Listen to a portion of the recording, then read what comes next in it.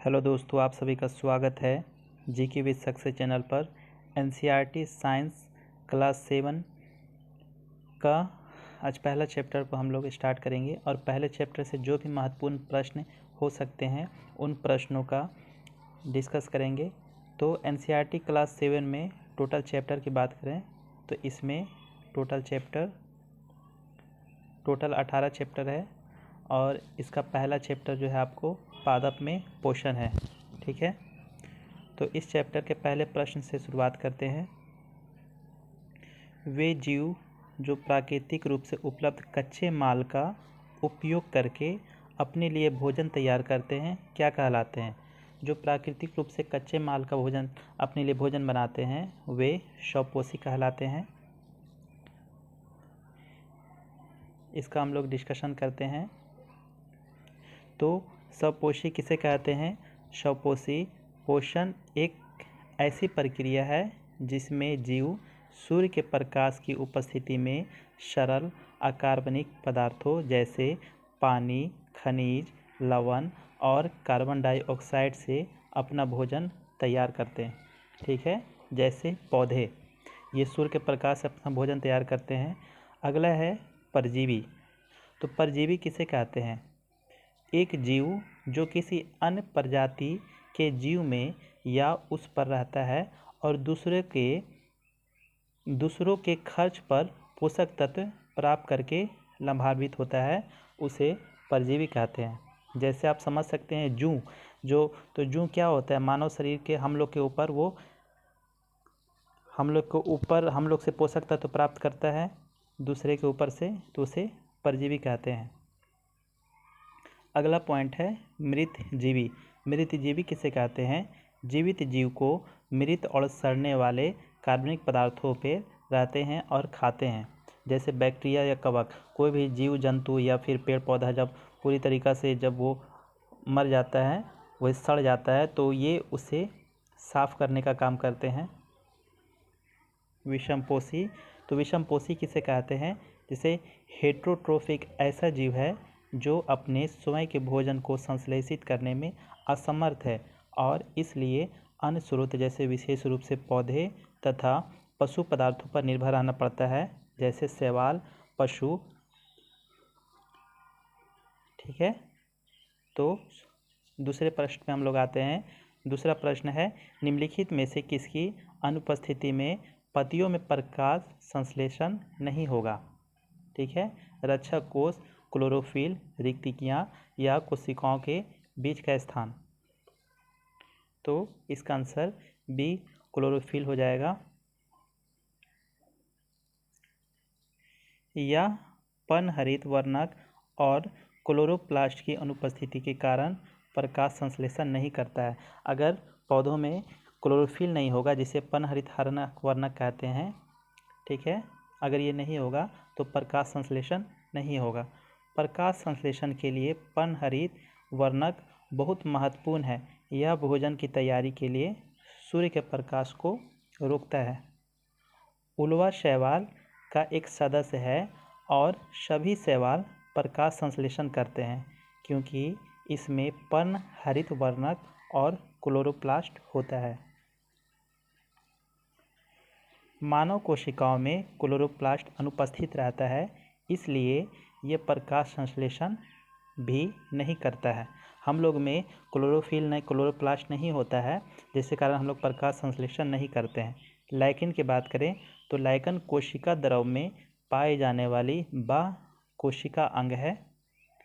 गाढ़ कोशिकाएं पत्तियों, तनों और अन्य बाह्य अंगों त्वचा में स्थित विशेष कोशिकाएं होती हैं जिनका उपयोग गैस के आदान प्रदान को नियंत्रित करने में किया जाता है। ठीक है, प्रकाश संश्लेषण में कार्बन डाइऑक्साइड और जल के बीच रासायनिक क्रिया के फलस्वरूप ग्लूकोज का निर्माण होता है तथा ऑक्सीजन मुक्त होता है। अगला प्रश्न क्वेश्चन नंबर 3 की बात करते हैं। तो निम्नलिखित में से कौन सा कथन सही है? सभी हरे पौधे अपना भोजन स्वयं तैयार करते हैं। तो ये सही है। अधिकांश जानवर स्वपोषी होते हैं नहीं, जानवर जो भी होते हैं ये विषमपोषी होते हैं। प्रकाश संश्लेषण के लिए कार्बन डाइऑक्साइड की आवश्यकता नहीं है, ये भी गलत है। प्रकाश संश्लेषण के दौरान ऑक्सीजन मुक्त होती है, ये सही है। तो ऑप्शन 1 और 4 सही हो जाएगा। इसका डिस्कशन देखते हैं। पौधे स्वपोषी पोषण प्रदान करते हैं और उन्हें मुख्य उत्पादक कहा जाता है। जैसे जो पौधे जो होते हैं ये स्वपोषी हैं, ठीक है, और इन्हें मुख्य उत्पादक कहा जाता है पौधे को। पौधे अपना भोजन प्रकाश, कार्बन डाइऑक्साइड और पानी से संश्लेषित करते हैं, जो प्रकाश संश्लेषण प्रक्रिया के द्वारा बनता है। जानवरों और मनुष्यों में दोनों को विषमपोषी कहा जाता है, क्योंकि उनका आहार पौधों पर निर्भर करता है।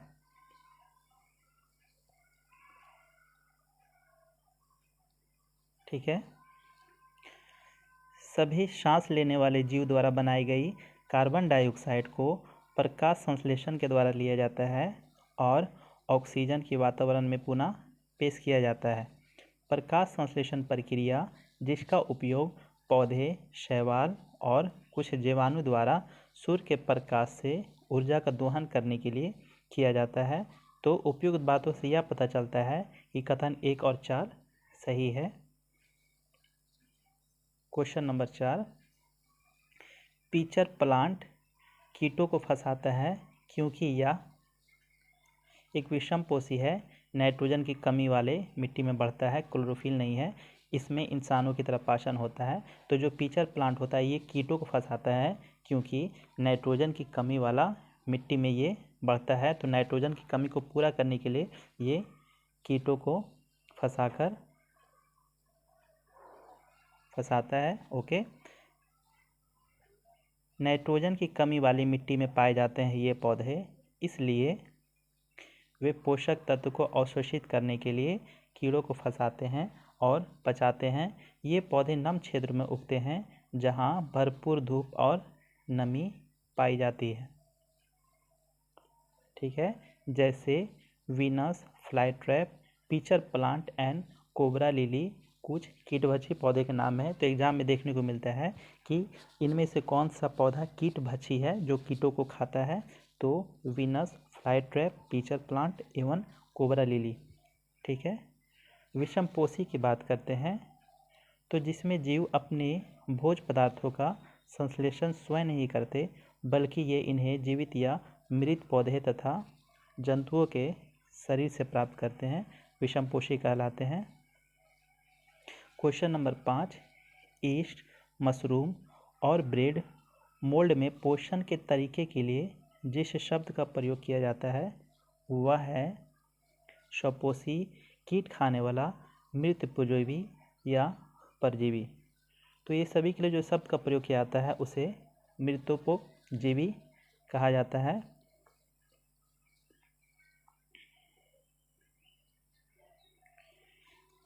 ईस्ट, मशरूम और ब्रेड मोल्ड में पोषण के तरीके के लिए मृत परजीवी शब्द का प्रयोग किया जाता है। ठीक है, मृतोपजीवी पोषण में कीमोथेराट्रॉपिक बाह्य पाचन की एक प्रक्रिया है जो क्षय, मृत या अपशिष्ट कार्बनिक पदार्थों के प्रसंस्करण में शामिल है। ठीक है, यह मृतोपजीवी में होता है और अक्सर कवक और मिट्टी के बैक्टीरिया से जुड़ा होता है। मृतोपजीवी सूक्ष्म कवक को कभी कभी सैप्रोब कहा जाता है। ठीक है, स्वपोषी पोषण एक ऐसी प्रक्रिया है जिसमें जीव प्राकृतिक कच्चे माल जैसे सूर्य प्रकाश, पानी आदि की सहायता से अपना भोजन स्वयं तैयार करते हैं। क्वेश्चन नंबर 6, जब हम एक आवर्धक लेंस के माध्यम से पत्ती की निचली सतह का निरीक्षण करते हैं तो हमें कई छोटे छिद्र दिखाई देते हैं। निम्नलिखित में से कौन सा शब्द इस तरह के उद्घाटन के लिए दिया गया है? तो रंध्र, लैमिना, मध्यशिरा या वेंस। तो ये रंध्र है इसका आंसर। अब रंध्र क्या है? रंध्र जिसे इंग्लिश में स्टोमेटा कहते हैं, पौधों के पत्ती में पाई जाने वाली उन सूक्ष्म संरचनाओं को स्टोमेटा कहते हैं या रंध्र कहते हैं जो गैसों का मिश्रण करते हैं। तो पौधे के पत्तियों में गैसों का मिश्रण किसके द्वारा होता है? तो रंध्र या स्टोमेटा के द्वारा होता है। यही रंध्री तंत्र एक खुला स्थान अथवा रंध्र दो अधिचर्म रक्षक कोशिकाओं और अनेक सहायक कोशिकाओं से घिरा होता है। जब त्वचा के नीचे की नसें फैल जाती है, पतली और तनी हुई है, तो इसे वेरिकोज नस के रूप में जाना जाता है। ठीक है। लीक ब्लेड या जिसे लैमिना कहते हैं, ठीक है, तो लैमिना का पत्ती का चौड़ा और सपाट हिस्सा होता है जहां प्रकाश संश्लेषण होता है। इसे हैप्पीपोडियम के रूप में भी जाना जाता है। मिडरिप पटल पर केंद्रीय प्रमुख सिरा जो पानी खनिज को पत्ती की विभिन्न कोशिकाओं तक पहुंचाने में मदद करती है। ठीक है। क्वेश्चन नंबर 7 देखते हैं। दो जीव अच्छे मित्र हैं और एक साथ रहते हैं। ठीक है। एक आश्रय, पानी और पोषक तत्व प्रदान करता है जबकि दूसरा भोजन तैयार और प्रदान करता है। जीवों के इस तरह के संघ को क्या कहा जाता है? ठीक है। तो मृतजीवी, परजीवी, स्वपोषी या सहजीवी। तो जब दो जीव एक दूसरे के काम आते हैं और एक दूसरे की सहायता करते हैं तो उसे सहजीवी कहा जाता है। अब सहजीवी शब्द का अर्थ क्या है? सहजीविता शब्द का अर्थ एक साथ रहना है। कुछ जीव एक साथ रहते हैं और आश्रय और पोषक तत्व साझा करते हैं। जैसे कुछ कवक वृक्षों की जड़ों में रहते हैं। लाइकेन नामक जीव में एक शैवाल और एक कवक एक साथ रहते हैं। कवक शैवाल को आश्रय, जल और खनिज प्रदान करता है और बदले में शैवाल भोजन प्रदान करता है, इसलिए वह प्रकाश संश्लेषण के द्वारा तैयार किया जाता है। स्वपोषी पोषण जिसमें जीव सरल पदार्थों से स्वयं भोजन बनाते हैं, स्वपोषी पोषण कहलाते हैं। परजीविता किसे कहते हैं?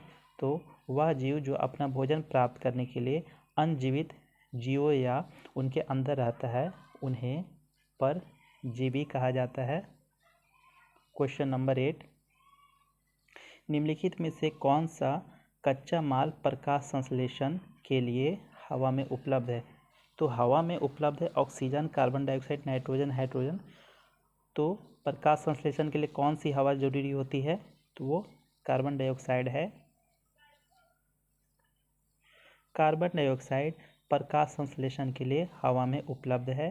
प्रकाश संश्लेषण वह प्रक्रिया है जिसके द्वारा हरे पौधे और कुछ अन्य जीव प्रकाश ऊर्जा को रासायनिक ऊर्जा में बदलते हैं।